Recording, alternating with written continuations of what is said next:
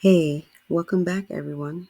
Today we're diving into something real, a conversation that needs to happen when a narcissist comes crawling back into your life after ghosting you. And you know what?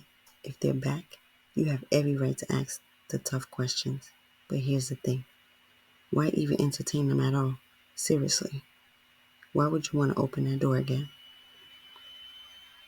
Hey, beautiful souls, it's Chosen One, your coach's favorite coach. And welcome to my Empath point of view. Let's get started. Now, let me get something clear.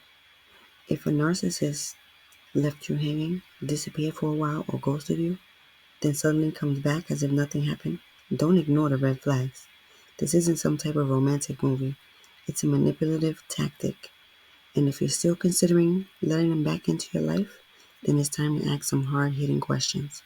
Questions that demand accountability and make it crystal clear if they're ready to change or if they're just back for their energy supply.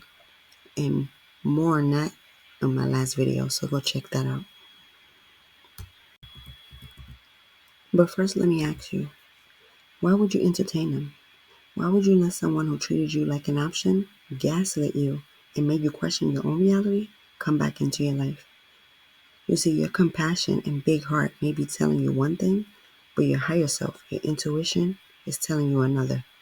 And today, we're going to look at the questions you should ask that narcissist if they come crawling back. These questions aren't for the faint of heart. They'll make them squirm, but they also need to give you the clarity that you need.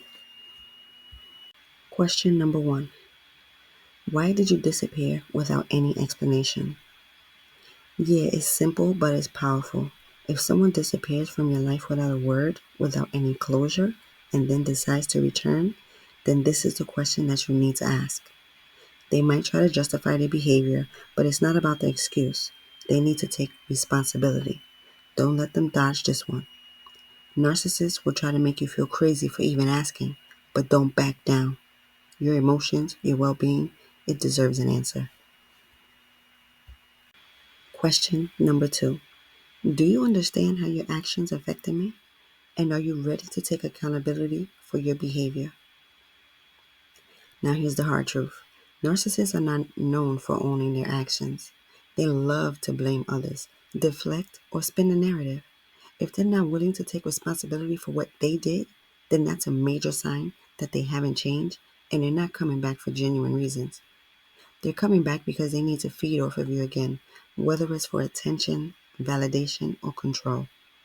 So don't settle for vague apologies. You need accountability if you're ever going to let them near your energy again. And you know that your energy is priceless. Or I hope you know that. Question number three. What steps have you taken to improve yourself and address your toxic patterns? Listen, if they've been gone for any length of time and are coming back to you, then they better be able to answer this question. You are not here to be their therapist. They need to show and prove that they've done the work to become a better person because their past behavior will not fly, and it shouldn't. They need to tell you specifically what they've done to break the toxic cycle. And if they can't answer this, then the truth is, they're not here for growth. They're here for a refill on your energy supply. So don't let them off that easy. Question number four. What made you think I would let you back in after the way you treated me?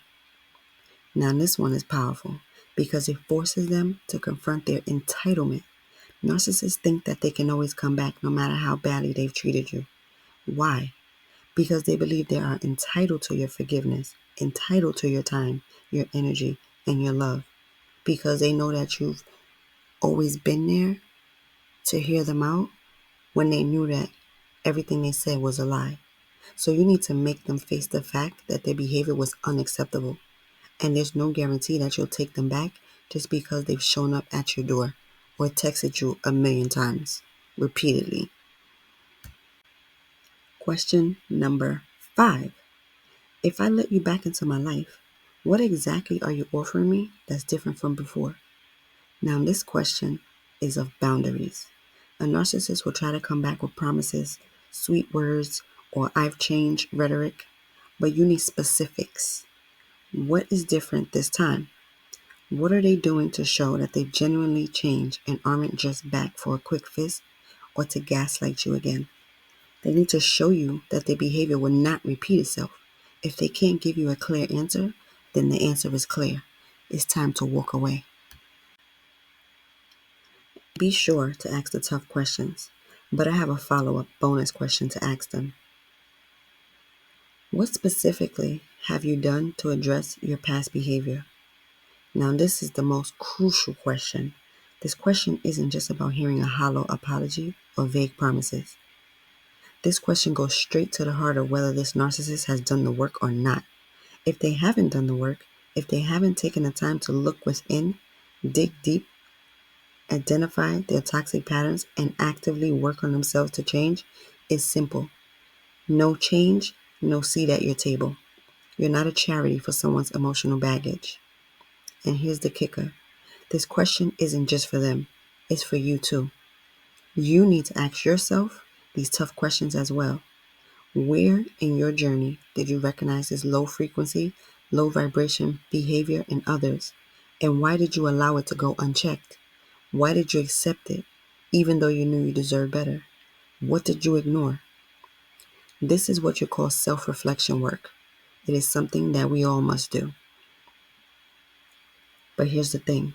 If you haven't raised your frequency, if you haven't set a higher standard for your own life, you keep attracting the same toxic patterns. So why would you entertain a narcissist's return? Let's face it, it says more about your big heart and compassion than it does about their growth.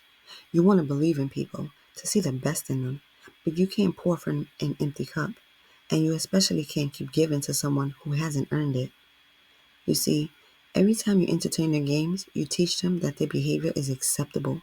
You're telling them that their gaslighting, manipulation, and selfishness is something that you'll tolerate, and that's not a message that you should ever be sending to anyone, no matter who it is. Your self-worth and boundaries deserve more respect than that. So ask the hard questions. Don't settle for less than what you deserve. Don't let them back into your life without proof that they've changed. And remember this, your energy, it's sacred. You're not here to be anyone's emotional punching bag or fuel for their ego. Don't let anyone walk over you like that again. If this resonates with you, start taking your power back. You keep letting manipulators and energy vampires into your space, and they'll continue to drain you. But when you raise your standards, when you recognize your worth, you won't settle for anyone who hasn't shown real growth or made meaningful changes. You're not anyone's punching bag or project. You're here to thrive, to evolve, to manifest to your higher self. So ask the hard questions too. Am I still holding old patterns? Have I settled for less because I didn't think I could have more? Why did I get involved with someone who didn't respect me? When you start asking yourself these questions and doing the work to raise your own vibration, then you'll stop entertaining the drama and the manipulation. You'll know your worth and you won't settle for anyone who hasn't done the work themselves. Remember, if they haven't changed, then don't let them back in. Your peace, your energy, and your future are worth more than their empty promises. And if they've done the work, they'll have the answer to those questions. But you also need to make sure that you're doing the work for yourself.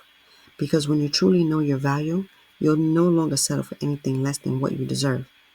Imagine you're trying to hold onto a balloon, but the balloon keeps flying higher and higher, slipping away, further and further from your grasp. You pull, tug, and chase after it, but it's always just out of reach. The harder you hold on, the more it slips through your fingers. You see, the narcissist is that balloon, and you as an empath are chasing after it with everything that you have. The more you try to control or hold on, the more you're simply chasing an illusion, something that's not meant for you. You have to let go of the balloon to stop wasting energy and start focusing on what's right in front of you. Your own growth, your own healing, your own worth. As always, I thank you for being here, and I thank you for listening to my empath point of view. Until next time.